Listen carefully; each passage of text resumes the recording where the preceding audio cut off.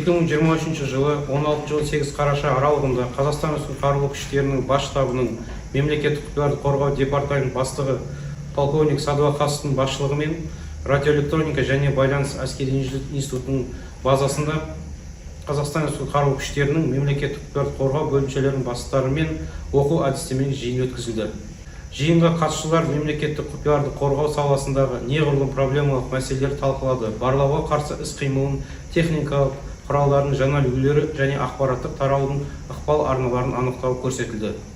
Сондай-ақ қатысушылардың алдында қорғаныс министрінің режим бойынша көмекшісі полковник Ахметов және ұлттық қорғаныс университетінің профессоры полковник Қожахметов те өз сөздерін сөйледі.